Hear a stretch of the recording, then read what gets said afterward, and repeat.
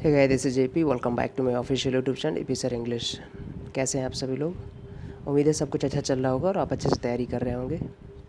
Friends, ये stay number 33 है। Start करते हैं एक एक क्वेश्चन का डिस्कशन। आप देख रहे हैं, अगर आप नए हैं हमारे चैनल पर तो आप चैनल को सब्सक्राइब कर लीजिए और पिछले जितने प्रीवियस क्वेश्चन हैं सबको एक तरफ से सॉल्व कर लीजिए, क्योंकि आपका पेपर जो है आने वाला है। एसएससी सीजीएल का ज़्यादा टाइम नहीं है। सीएचएसएल के फॉर्म भरी जा रहे हैं, आप उनको फिल कर दीजिए। और जो डिस्कशन है एसटी के थ्रू होता है, इसमें सब सारे के सारे प्रीवियस ईयर क्वेश्चन होते हैं। ये जैसे जो आज में हम डिस्कशन कराने जा रहे हैं, ये एनडीए का पेपर है, अभी जो 3-4 दिन पहले हुआ था उसी का पूरा पेपर है। 1-2 क्वेश्चन अपनी तरफ से मैंने डाले हैं, बाकी सारे क्वेश्चन एनडीए के हैं। एक एक क्वेश्चन का डिस्कशन किया जाएगा। अगर किसी क्वेश्चन में डाउट रहता है तो आप कमेंट सेक्शन में पूछ सकते हैं, हम उसका आंसर देंगे। चलिए स्टार्ट करते हैं गाइस डिस्कशन एक एक क्वेश्चन का। चलिए गाइस स्टार्ट करते हैं क्वेश्चन नंबर 1 से। आप डायरेक्शंस अच्छे से पढ़ लिया करना। यहाँ पर हमें बताना है अपोजिट वर्ड, जो कि जितने भी बोल्ड वर्ड दे रखे हैं, अंडरलाइंड वर्ड दे रखे हैं, इनका सबका मुझे अपोजिट वर्ड बताना है। स्टार्ट करते हैं क्वेश्चन नंबर 1 से। सबसे पहले क्वेश्चन नंबर 1 में लिखा है कि Mohan was living in a deplorable condition. Deplorable का मतलब होता है something that is morally bad, unpleasant.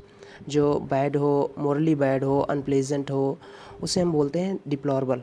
जैसे सोचनी बोलते हो हिंदी में, निंदनीय बोलते हो, अबॉमिनेबल भी बोल सकते हो, पिटीफुल एक वर्ड आता है, पिटीफुल बोल सकते हो ना। तो ये सब इसके सिनोनिम हो जाएंगे। मैं बोल दे रहा हूँ एक बार सिनोनिम इसके क्या क्या हो सकते हैं। जैसे रिप्रहेंसिबल जो वर्ड दे रखा है ऑप्शन नंबर ए में, ये इसका सिनोनिम हो जाएगा, है ना। ऑप्रोब्रियस भी टाइप का एक नेगेटिव चीज़ होती है जो बिल्कुल हेटफुल हो, लोथसम हो, उसे भी बोलते हैं, तो ऑप्रोब्रियस भी सिनोनिम हो जाएगा। डिस्पीकेबल भी इसका सिनोनिम हो जाएगा। सो हमें यहाँ पर फाइंड करना था जस्ट अपोजिट वर्ड। तो डिप्लोरेबल का जो अपोजिट वर्ड हो जाएगा वो कमेंडेबल हो जाएगा। कमेंडेबल का मतलब होता है प्रेजवर्दी, तारीफ़ काबिल जिसे बोलते हो, लाउडेबल बोल सकते हो, एडमिरेबल बोल सकते हो, है ना, ऑनरेबल बोल सकते हो। ये सब कमेंडेबल, ये सब इसके एंटोनिम हो जाएंगे डिप्लोरेबल के। सो ऑप्शन नंबर 1 के जो आंसर होगा वो ऑप्शन नंबर डी होगा। आगे बढ़ते हैं, क्वेश्चन नंबर 2 देखते हैं। क्वेश्चन नंबर 2 में हमें फाइंड करना है, अगेन एंटोनिम फाइंड करना है। लिखा है these exercises will contract. Contract का मतलब होता है किसी चीज़ के इफेक्ट को या इम्पैक्ट को कम कर देना या ख़त्म कर देना। बेसिकली काउंटर वर्ड आपने सुन रखा होगा, उसी के जस्ट जैसा है ये कॉन्ट्रैक्ट करना। तो कॉन्ट्रैक्ट का मतलब होता है to reduce the effect of something. To reduce the effect of something उसे कॉन्ट्रैक्ट बोलते हैं। कॉन्ट्रैक्ट का मतलब होता है किसी चीज़ के इफेक्ट को रिड्यूस कर देना, कम कर देना। To reduce the effect of something उसे हम कॉन्ट्रैक्ट बोलते हैं। सो इसका एंटोनिम में फाइंड करना था। एग्जैसरबेट का मतलब होता है चीज़ों को बढ़ा देना। एग्जाम आप बोल सकते हो एग्रावेट कर देना, है ना। वर्ड सुना होगा ना आपने, एग्रावेट कर देना, एग्रावेट कर देना। तो एग्रावेट भी आपका एग्जैसरबेट का सिनोनिम हो जाएगा। हमें यहाँ पर कॉन्ट्रैक्ट का एंटोनिम फाइंड करना था। कॉन्ट्रैक्ट का मतलब होता है किसी चीज़ को कम कर देना, किसी चीज़ के इफेक्ट को, इम्पैक्ट को कम कर देना, ख़त्म कर देना, उसे बोलते हैं कॉन्ट्रैक्ट कर देना। तो exacerbate is going to be your right answer, क्योंकि ए ऑप्शन इसका एंटोनिम हो जाएगा, एग्जैसरबेट। फॉयल और थॉट, ये जो लिखे हैं हमारे पास ऑप्शन है, फॉयल लिखा है, थॉट लिखा है, इन सब का मतलब भी होता है कहीं ना कहीं किसी चीज़ को ख़त्म कर देना। जैसे थॉट का मतलब होता है विफल कर देना किसी चीज़ को, तो मेक समथिंग अनसक्सेसफुल, उसे बोलते हैं थॉट करना। या फॉयल भी उसी के जैसा मीनिंग देता है, तो आप इस वर्ड को समझिएगा। नेक्स्ट वर्ड जो हमारे पास ऑप्शन नंबर डी में दे रखा है, कॉन्ट्रावीन, बहुत अच्छा वर्ड है, बहुत बार पूछा जाता है। इसका मतलब होता है टू ब्रेक अ लॉ और रूल, किसी रूल या लॉ को भंग कर देना, तोड़ देना, उल्लंघन कर देना, ये सब कॉन्ट्रावीन होता है। तो कॉन्ट्रावीन का एक बेस्ट सिनोनिम आपने सुन रखा होगा, ब्रीच, है ना, BREACH, ब्रीच होता है। एक और वर्ड सुन रखा होगा आपने, इन्फ्रिंज, इन्फ्रिंज, INFRINGE, है ना, इन्फ्रिंज। आपने ऐसे तो वो इनफ्रैक्ट भी सुन रखा होगा, ये बढ़िया वर्ड है जो मैं आपको बता रहा हूँ, इनको नोट करिएगा और याद रखिएगा। इनफ्रैक्ट भी हो सकता है, डिफाई जानते ही हो, डिसओबे जानते ही हो, वायलेट आप जानते ही हो, ब्रेक जानते ही हो, तो ये सब इसके सिनोनिम हो जाएंगे, किसके, कॉन्ट्रावीन के। सो कॉन्ट्रैक्ट का एंटोनिम हमें फाइंड करना था, तो एग्जैसरबेट हो जाएगा, ऑप्शन नंबर ए आपका आंसर हो जाएगा। आगे बढ़ते हैं क्वेश्चन नंबर 3 में। क्वेश्चन नंबर 3 में फाइंड करना था, you have to persevere with difficult students. Persevere का मतलब होता है किसी चीज़ की निरंतरता बनाए रखना। परसिवियर का मतलब है किसी चीज़ की निरंतरता बनाए रखना, कंटिन्यूटी बनाए रखना। आप बोल सकते हो परसिस्ट करना, कैरी ऑन करना, ये सब इसके सिनोनिम हो जाएंगे। सो हमें यहाँ पर फाइंड करना था एंटोनिम। परसिस्ट का सिनोनिम हो जाएगा, कैरी ऑन इसका सिनोनिम हो जाएगा, स्टैंड फर्म इसका सिनोनिम हो जाएगा। हमें फाइंड करना है इसका एंटोनिम, एंटोनिम हो जाएगा गिव अप। गिव अप का मतलब होता है त्याग देना। सो ऑप्शन नंबर 3 का ए हो जाएगा आंसर। 4th में आंसर देखते हैं। 4th में लिखा है कि their new colour scheme is hideous. Hideous का मतलब कोई भी चीज़ जो बहुत ही ना भद्दी हो, अरुचिकर हो, उसे बोलते हैं hideous. Something that is very ugly और unpleasant, that is called hideous. Hide word से बना है, आपने सुन रखा होगा ना इस टाइप में। तो यहाँ पर something that is very ugly और अनप्लेजेंट, उसे हम हिडियस बोलते हैं। अब देखिए अपैलिंग भी नेगेटिव वर्ड है, इसका मतलब होता है ना कहीं न कहीं बैड, कोई चीज़ बहुत ही डरावनी टाइप का बैड हो, उसे अपैलिंग बोलते हैं। तो अपैलिंग हिडियस का सिनोनिम हो जाएगा। ग्रोटेस्क भी किसी न किसी चीज़ को बोलते हैं। ग्रोटेस्क जैसे बेसिकली जो फ्राइटनिंग टाइप का हो, डरावना टाइप का हो, वो भी नेगेटिव में आता है, ग्रोटेस्क होता है, वो भी इसका सिनोनिम हो जाएगा। मैकबर भी नेगेटिव सेंस में आता है और इसका भी सिनोनिम हो जाएगा मैकबर। मैकबर बोलते हैं नहीं, बीभत्स टाइप का, जैसे ग्रूसम वर्ड आपने सुन रखा होगा एक, वो मैकबर का सिनोनिम हो जाएगा ग्रूसम, GRUESOME। आपने देखा हो ग्रूसम मर्डर, है ना, स्टैस में। जैसे आप वर्ड सुन सकते हो हिडियस के, रिपल्सिव हो सकता है, वियर्ड हो सकता है, मैकबर हो सकता है, अपैलिंग हो सकता है। अपैलिंग है, ध्यान दीजिएगा, अपीलिंग नहीं है। अपीलिंग जो होता है वो पॉजिटिव सेंस में होता है ना, अपीलिंग जो होता है, अपीलिंग जो है वो पॉजिटिव सेंस है, जिसका मतलब हो जाएगा वो ब्यूटीफुल का सिनोनिम हो सकता है अपीलिंग, लेकिन जो अपैलिंग दे रखा है ये सिनोनिम होगा हिडियस का, ध्यान रखिएगा, कंफ्यूज मत होइएगा। तो यहाँ पर जो हमें फाइंड करना था हिडियस का एंटोनिम फाइंड करना था, सो ऑप्शन नंबर बी जो कि ब्यूटीफुल हो जाएगा इसका एंटोनिम। आगे बढ़ते हैं, क्वेश्चन नंबर 5 देखते हैं। 5 में लिखा है everywhere they go they squander their earning. Squander का मतलब किसी भी चीज़ की आप ये बोल सकते हो अपने जो रिसोर्स है उसको बेपरवाह कहीं पर खर्च कर देना, वो चाहे मनी हो, चाहे टाइम हो, या कुछ भी हो, उसे उड़ा देना, खर्च करना बोलते हैं, नहीं है, उसे स्क्वांडर करना बोलते हैं। स्क्वांडर का मतलब होता है ना फिजूल खर्च करना, तो इसे स्क्वांडर करना बोलते हैं। अब स्क्वांडर का हमें एंटोनिम फाइंड करना था, तो स्क्वांडर से रिलेटेड बहुत सारे ईडियम्स मैं आपको बोल देता हूँ, आप लिख लीजिएगा। To make ducks and drakes of, to make ducks and to make ducks and drakes, ducks and drakes है ना, ऑफ समथिंग इस टाइप्स में, या कभी कभी ये भी आ जाता है to play ducks and drakes with, तो ये भी ईडियम है, याद करिएगा। तो स्क्वांडर का मतलब किसी चीज़ को ना बेपरवाह खर्चा करना, उसे स्क्वांडर वर्ड सुना है ना, फिजूल खर्ची, स्क्वांडर। तो हमें यहाँ पर फाइंड करना है एंटोनिम। अब फिटर वर्ड का मतलब होता है to waste one's resources, option number A में जो लिखा है वो स्क्वांडर का सिनोनिम हो जाएगा। स्प्लर्ज का भी मतलब भी होता है टू स्पेंड अ लॉट, तो इस भी इसका सिनोनिम हो जाएगा।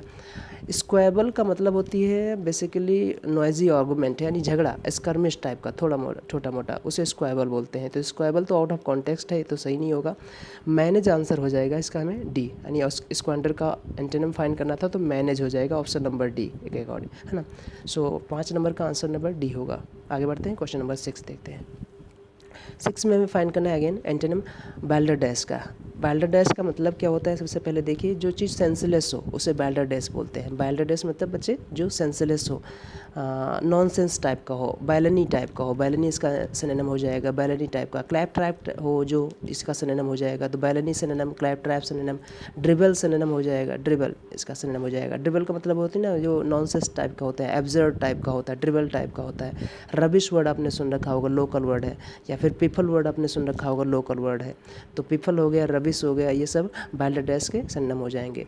तो बैल्डरडेस का हमें एंटोनिम फाइंड करना था, तो नॉट एब्सर्ड हो जाएगा, ऑप्शन नंबर ए, 6 का ए आंसर हो जाएगा। आगे बढ़ते हैं, क्वेश्चन नंबर 7 में देखते हैं। ये क्लोज टेस्ट है, इसके मैं आंसर बता देता हूँ और आप फटाफट पढ़िएगा, अगर कहीं डाउट हो तो आप पूछिएगा। बहुत आसान है बिल्कुल, अर्थ क्लाइमेट से रिलेटेड है और प्रेजेंट में दे रखा है, तो सारे आंसर लगभग प्रेजेंट में होंगे। 7 नंबर ए का जो 7 का ए का आंसर होगा वो होगा हमारा कॉन्टिन्यूली, ऑप्शन नंबर बी होगा। 8 में जो होगा वो दीज होगा, ऑप्शन नंबर बी। एंड 9 का जो होगा वो होगा हमारा human, option number C. 10 number का जो आंसर हो जाएगा वो accumulation, option number D. And 11 number का जो आंसर हो जाएगा वो option number A, that is article the. And 12 number का आंसर जो हो जाएगा वो हमारा option number A, that is rays. And 13 number का आंसर जो हो जाएगा वो हमारा वो प्लैनेट हो जाएगा, that is option number D. आगे बढ़ते हैं, क्वेश्चन नंबर 14 देखते हैं। क्वेश्चन नंबर 14, आज दोस्तों हम 20 करेंगे, इसके बाद 20 कल कर लेंगे।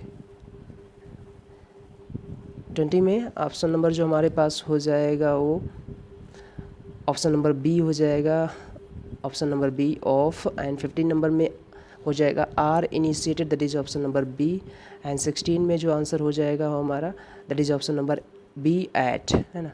ये हमारे क्लोज टेस्ट के आंसर हैं, पढ़िएगा, अगर कहीं कोई डाउट हो तो आप आंसर हमें कमेंट सेक्शन में लिख दीजिएगा, मैं बता दूंगा आपको आंसर। आगे बढ़ते हैं, 17 नंबर में फाइंड करना था हमें उसे अच्छा सेंटेंस कंप्लीशन है, इस बार अच्छा पेपर आया है, पेपर का तरीका अलग किया है, थोड़ा सा पैटर्न बदला है। इस बार इन्होंने सेंटेंस कंप्लीशन ज़्यादा वर्ड दिए हैं, एनडीए की मैं बात कर रहा हूँ। तो यहाँ पर देखिए मुझे सेंटेंस करेक्शन करना है या सेंटेंस कंप्लीशन करना है। देखिए बड़े आसान से हैं, लिखा है ही पॉज्ड। यहाँ पर हमें जो भी देना है वो ड्यूरेशन ऑफ टाइम देना है, क्योंकि पॉज्ड आंसर देगा कितना, हाउ लॉन्ग का, है ना। हाउ लॉन्ग का आंसर देगा हाउ लॉन्ग के लिए, यानी ड्यूरेशन ऑफ टाइम, और ड्यूरेशन ऑफ टाइम के लिए एक ही वर्ड है फॉर। सो बहुत ही आसान है, अगर आप थोड़ा सा कॉन्सेप्ट आपका बिल्ड है अच्छा सा इंग्लिश में तो बड़े आसान तरीके से पेपर चाहे कैसा भी हो, अगर आपने अच्छे से तैयारी की है तो आसान हो जाता है आपके लिए। तो यहाँ पर जो आंसर हो जाएगा वो किसका, देखो आंसर दे रहा है ही पॉज्ड। पॉज्ड अगर उसने किया होगा तो कितना किया होगा, क्वेश्चन मार्क है, तो हाउ लॉन्ग का आंसर आना चाहिए, है ना। हाउ लॉन्ग का आना चाहिए। हाउ लॉन्ग जो है वो हमारा टेक्निकल जो वर्ड है वो इसके लिए पीरियड ऑफ टाइम है। पीरियड ऑफ टाइम के लिए जनरली हम फॉर लगाते हैं, ध्यान दीजिएगा ना, तो फॉर लगाते हैं। आंसर नंबर क्या हो जाएगा, for a few moments, option number B. 17 का बी हो जाएगा। 18 में लिखा है कि late at night our car. अब ध्यान दीजिएगा यहाँ पर ब्रेक डाउन, ब्रेक से रिलेटेड हमने बहुत सारी जो फ्रेजल वर्ब हैं वो करा दी हैं। यहाँ पर जो आंसर हो जाएगा वो ऑप्शन नंबर ए हो जाएगा, ब्रेक डाउन। ब्रेक डाउन का मतलब होता है किसी चीज़ के, जिसके दो मीनिंग है। एक तो होता है कि इमोशनली ब्रेक डाउन हो जाना, है ना, बहुत ही ना एकदम से रो पड़ना, इस टाइप का इमोशनली ब्रेक डाउन हो जाना। दूसरा मशीनरी ख़राब हो जाना, स्टॉप फंक्शनिंग। तो इसके दो मीनिंग है, एक तो स्टॉप फंक्शनिंग और दूसरा है इमोशनली ब्रेक डाउन हो जाना, तो उसे बोलते हैं ब्रेक डाउन। अब ब्रेक डाउन यहाँ पर आंसर हो जाएगा ऑप्शन नंबर ए, 18 का ए हो जाएगा। अब ब्रेक इनटू की मीनिंग जानते ही हो आप। ब्रेक इनटू का मतलब होता है कहीं पर सेंध लगाना, basically to enter a place by force, उसे बोलते हैं ब्रेक इनटू। ब्रेकअप के बहुत सारे मीनिंग है ब्रेकअप के, आप जानते हो ना। एक तो ब्रेकअप हो जाएगा, और ब्रेकआउट का मतलब होता है किसी चीज़ का अचानक से फूट पड़ना, उसे बोलते हैं ब्रेकआउट। ये बेसिकली फायर के लिए लग सकता है, रॉयट के लिए लग जाता है ना। शरीर में जो रेशेज आ जाते हैं उनके लिए भी ब्रेकआउट लगा देते हैं। तो बहुत सारे वर्ड हैं, ये फ्रेजल वर्ड पढ़ते रहिएगा। सो ऑप्शन नंबर 18 का ए हो जाएगा आंसर। आगे बढ़ते हैं क्वेश्चन नंबर 19 में।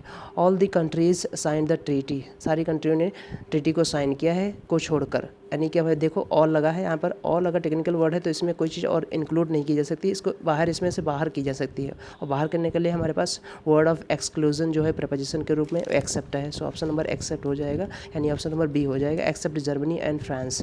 फ्रांस और जर्मनी को छोड़कर सारी कंट्रियों ने उस ट्रीटी को साइन किया है। ट्रीटी मीन्स संधि होती है, एग्रीमेंट होता है। सो ऑप्शन नंबर 19 का बी हो जाएगा। आगे बढ़ते हैं क्वेश्चन नंबर 20 देखते हैं। 20 में हमारे लिखा है आई रिमाइंडेड हर, मैंने उसे याद दिलाया। किस चीज़ का याद दिलाया, तो लिखा है to turn off the lights. Basically option number A हो जाएगा, क्योंकि ऑप्शन नंबर जो बी है वो इलॉजिकल है। सो ऑप्शन नंबर 20 का ए हो जाएगा, to turn off the lights, light बंद कर देना। कॉल ऑफ का मतलब होता है कैंसिल कर देना, नहीं होगा। ड्रॉप ऑफ का मतलब, इसके दो मीनिंग है, एक तो किसी चीज़ का एंड होना, एंड के कगार पर होना। दूसरा to take a short nap, जैसे बोलते हैं हल्की सी झपकी लेना, उसे भी बोलते हैं। ब्रेक ऑफ जानते हो तो तोड़ देना किसी चीज़ का, बेसिकली रिलेशनशिप होता है, शॉर्ट टर्म के लिए तोड़ देना, उसे बोलते हैं ब्रेक ऑफ कर देना। चलिए आगे बढ़ते हैं। दे told us about the women. अब यहाँ पर 21 में हमें आंसर देना था, वुमेन दे रखा है यहाँ पर हमारे पास, और होम। अब ध्यान से देखेंगे, ऑप्शन एलिमिनेट करिए। ये जो है वुमेन, इसके लिए रिलेटिव प्रोनाउन जो लगाएंगे या हु या होम या दैट में से कोई लगाएंगे। अब विच जो है यहाँ पर रिलेटिव प्रोनाउन, लिव्ड जो है इस वर्ब का सब्जेक्ट जो है विच बन रहा है। विच जो है वुमेन के लिए लगता नहीं है जनरली, ध्यान दीजिएगा। हम पर्सन के लिए सिलेक्शन में केवल विच लगाते हैं, बाकी नहीं लगाते हैं कहीं पर। लिव्ड जो दे रखा है इसका सब्जेक्ट हुज दे रखा है, हुज सब्जेक्ट बनता नहीं है जनरली, ध्यान दीजिएगा। तो यहाँ पर हमें ये भी गलत हो जाएगा, बी भी गलत हो जाएगा। ऑप्शन नंबर ए में लिखा है लिव्ड, लिव्ड वर्ब का सब्जेक्ट इन्होंने होम दे रखा है, होम तो ऑब्जेक्टिव केस होता है, ये भी गलत हो जाएगा। ऑप्शन नंबर सी बचा, जो कि आंसर हो जाएगा। आप ऐसे भी कर सकते थे और डायरेक्टली आप देख रहे थे कि यहाँ पर they told us about the women who lived the next door. Option number C is going to be your right answer. C इसका आंसर ऐसे ही डायरेक्टली हो जाता, ठीक है।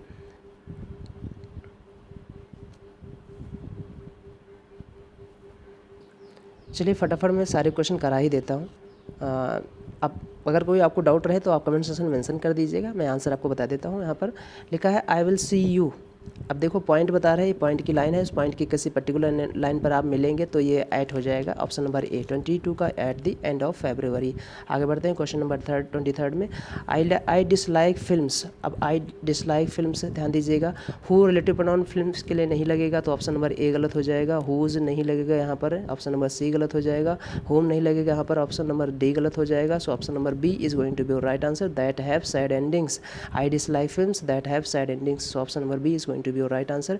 आगे बढ़ते हैं 24 में, द थीव्स डिनाइड, डिनाइड के बाद यहाँ पर ध्यान दीजिए वर्ब की आईएनजी फॉर्म या तो आती है या फिर टू हैव यानी two plus present perfect parts पे लाता है, इसे बोलते हैं टू हैव डैश। तो यहाँ पर ऑप्शन नंबर डी हो जाएगा, the thieves denied stealing the money. ध्यान दीजिए, डिनाइड का मतलब होता है नॉट टू एडमिट, ये बात याद रखना। इंग्लिश में मीनिंग समझिए, डिनाइड, डिनाई का मीनिंग आप बताइएगा कमेंट सेक्शन में, डिनाई का मतलब क्या होता है, और रिफ्यूट का मतलब क्या होता है, डिक्लाइन का मतलब क्या होता है, रिफ्यूज़ का मतलब क्या होता है, फॉरबिड का मतलब क्या होता है, इन इंग्लिश बताना है आपको। इसमें हिंदी में सबके मीनिंग एक ही है, मना करना, लेकिन इंग्लिश में डिफरेंस है और उन्हीं डिफरेंस पर इनका यूजेस है, ध्यान रखिएगा। तो डिनाई, ध्यान दीजिए आंसर नंबर क्या होगा, डी होगा, स्टीलिंग द मनी। आगे बढ़ते हैं क्वेश्चन नंबर 25 देखते हैं, डिड यू। अब डिड यू के बाद आपको पता है वर्ब की फर्स्ट फॉर्म आएगी। यहाँ पर आंसर मैं आपको बता देता हूँ, डिड यू ड्रॉप आउट नहीं होगा। ड्रॉप आउट का मतलब होता है क्लास बंक कर देना, क्लास छोड़ देना, या कॉलेज मतलब क्लास ना जाना, कॉलेज से बाहर आ जाना। कॉलेज ड्रॉप आउट बोलते नहीं, ड्रॉप आउट स्टूडेंट है जिसने पढ़ाई छोड़ दी है, उसे बोलते हैं ड्रॉप आउट। तो ऑप्शन नंबर ए तो नहीं होगा, आंसर बी हो जाएगा। ड्रॉप इन का मतलब होता है to pay a short visit, to pay a short visit से ड्रॉप इन बोलते हैं। So option number B is going to be your right answer. 25 का बी हो जाएगा। ड्रॉप्ड और ड्रॉप्ड तो ऐसे ही रिमूव हो जाएंगे क्योंकि डिड के साथ वहाँ पर वर्ब की V1 फॉर्म आनी चाहिए, ये ध्यान रखना है। तो सी ओ डी तो ऐसे ही गलत हो जाएंगे। आगे बढ़ते हैं क्वेश्चन नंबर 26 में। 26 में लिखा है कि would you like to plus meet, यानी कि option number B is going to be your right answer. 26 का बी हो जाएगा, बी बॉल। आगे बढ़ते हैं 27 में। 27 में फाइंड करना था एरर। यहाँ पे लिखा था orientation of the India, sorry the orientation of the Indira Awas Yojana is better than the orientation of, यहाँ पर होना चाहिए था अदर हाउसिंग स्कीम्स। तो द ओरिएंटेशन और द ओरिएंटेशन यहाँ भी होना चाहिए था, इसको रिप्लेस करेगा तो यहाँ पर क्या हो जाएगा, that of other housing schemes, यानी ऑप्शन नंबर सी में एरर है। ढंग से सुन लीजिएगा, ऑप्शन नंबर सी में एरर है। यहाँ पर होना चाहिए था इस वर्ड को द ओरिएंटेशन ऑफ, लेकिन इसी वर्ड को रिप्लेस करेगा, आपको पता है प्रोनाउन में दैट ऑफ है ना, ध्यान दीजिएगा। तो यहाँ पर क्या हो जाएगा, दैट ऑफ, यानी आप यहाँ पर दैन के और अदर के बीच में दैट ऑफ लगा दीजिएगा, दैट ऑफ इस टाइप्स में। आगे बढ़ते हैं क्वेश्चन नंबर 28 में। I was really astonished to find so confusing a man, so confusing a man नहीं, सो कन्फ्यूज्ड अ मैन, ठीक है। तो यहाँ पर कन्फ्यूजिंग ना होकर कन्फ्यूज्ड होना चाहिए था। ऑप्शन नंबर बी में एरर है 28 में। आगे बढ़ते हैं क्वेश्चन नंबर 29 देख लेते हैं। क्वेश्चन नंबर 29 में हमें फाइंड करना है ईडियम एंड फ्रेजेस हैं, इनकी मीनिंग हमें फाइंड करना है। आप फटाफट आंसर दीजिएगा, पढ़ लीजिएगा, मैं आपको आंसर बता देता हूँ। 29 का आंसर क्या हो जाएगा, 29 में बी बैड न्यूज़ का मतलब होता है कोई ऐसा इंसान जो अनडिज़ायरेबल हो, है ना, considered undesirable, that is option number C. 29 का सी हो जाएगा।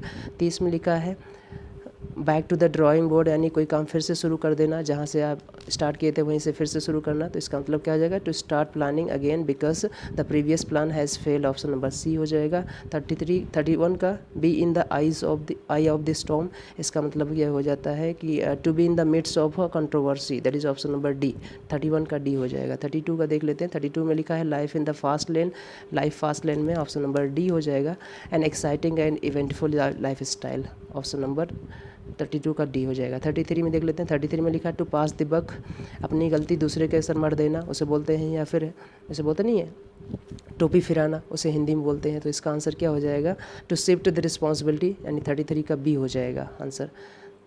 अब पैसेज पढ़ लीजिएगा एक बार अच्छे से, पैसेज पढ़िएगा, पॉज करिएगा, मैं देखो एक बार दे देता हूँ टाइम आपको, आप यहाँ से पैसेज पढ़ना शुरू करिएगा।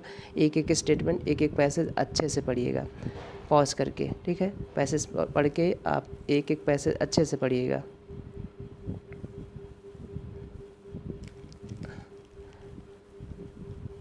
पूरा पैराग्राफ पढ़ के आप अच्छे से समझ लीजिएगा, बहुत ही आसान है, यहाँ पर ये हो जाएगा, आप समझ लीजिए। चलिए आंसर देख लेते हैं 34 का। Which one of the following does not belong to the biotic community, तो यहाँ पर आंसर हमारा क्या हो जाएगा, वाटर हो जाएगा, ऑप्शन नंबर ए हो जाएगा। 35 का जो आंसर हो जाएगा हमारा वो लिखा है बायोटिक कम्युनिटी, यहाँ पर अबायोटिक, यानी कि ऑप्शन नंबर ओनली बी, जो 35 का हो जाएगा ओनली ओ बी हो जाएगा, ओनली 2। 36 का आंसर देखते हैं। Which of the following is not an abiotic factor, तो यहाँ पर क्या हो जाएगा, एल्गी, है ना, ऑप्शन नंबर सी हो जाएगा। और 37 का आंसर में बताना, in the passage the word aquatic community refers, तो biotic community found in water, that is option number B हो जाएगा। 37 का बी हो जाएगा। 38 में देख लेते हैं, लिखा है species are defined on the basis of, अब देखिए यहाँ पर किस बेसिस पर है, तो बोथ सिमिलरिटीज़ एंड डिफरेंसेस, यानी ऑप्शन नंबर सी हो जाएगा। 28 का जो हो जाएगा वो सी हो जाएगा, 28 का सी। सो 28 में आंसर क्या हो जाएगा, सी हो जाएगा। 38 का आंसर सी हो जाएगा। 38 का आंसर सी हो जाएगा, बोथ सिमिलरिटीज़ एंड डिफरेंसेस। अगर आप बढ़ते हैं, ऑर्डरिंग करना, यहाँ पर सीक्वेंस बताना है, ये जंबल क्वेश्चन है, इसका आंसर बताना है मुझे। अब देखिए इसका आंसर जो हो जाएगा ऑप्शन नंबर बी, QRSP।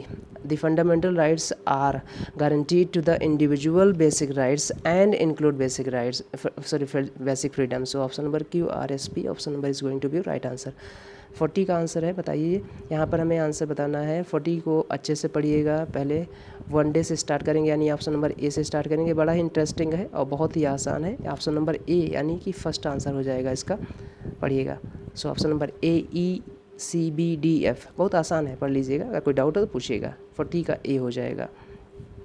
41 में हमें फाइंड करना है यहाँ पर, अच्छा, पार्ट्स ऑफ स्पीच में कौन सा कौन वर्ड है, तो ध्यान दीजिएगा। यहाँ पर लिखा है विजिट, विजिट माई हम्बल। अब कई तरीके से पहचान सकते हो। विजिट के बाद यहाँ पर ऑब्जेक्ट आएगा, नाउन बनेगा, ऑब्जेक्ट नाउन प्रोनाउन बनते हैं। हम्बल एडजेक्टिव, इसका जो जी किसको क्वालिफाई करेगा, नाउन को क्वालिफाई करेगा, तो अबाउट वर्ड जो यहाँ पर है वो नाउन होगा पार्ट्स ऑफ स्पीच में। ऑप्शन नंबर बी हो जाएगा, यानी कि 41 का आंसर नंबर बी हो जाएगा। 41 में लिखा है एक्सेप्ट। एक्सेप्ट, वैसे तो एक्सेप्ट जो होता है हमारे पास प्रपोजिशन होता है जिसका मतलब होता है एक्सक्लूडिंग, लेकिन यहाँ पर एक्सेप्ट जो है इसके बाद एक क्लॉज आई है, that means except that, except के साथ दैट लगा है, तो ये भी ध्यान दीजिएगा। तो ये हमारा कंजंक्शन है, कंजंक्शन है, क्या है, कंजंक्शन। ऑप्शन नंबर सी, 42 का सी होगा, कंजंक्शन। आगे बढ़ते हैं। 43 में लिखा है would you like two by this new item. This जो है डिटर्मिनर है, डिटरमाइन कर रहा है इस वर्ड को, इस नाउन फ्रेज को, तो यहाँ पर डिटर्मिनर हो जाएगा, ऑप्शन नंबर ए हो जाएगा। 43 का ए। आगे बढ़ते हैं 44 का, the situation is beyond your और कंट्रोल। ठीक है, बियॉन्ड दे रखा है, इसके बाद वर्ड फ्रेज आया है, तो यहाँ पर ये प्रपोजिशन हो जाएगा। सो आंसर नंबर डी हो जाएगा 44। सो ये आपके सारे क्वेश्चन थे। अगर कोई डाउट रहता है तो आप कमेंट सेक्शन में मेंशन करिएगा, मैं आपको आंसर दूंगा। चलिए मिलते हैं नेक्स्ट वीडियो में, तब तक अपना ध्यान रखिएगा। Bye bye, take care.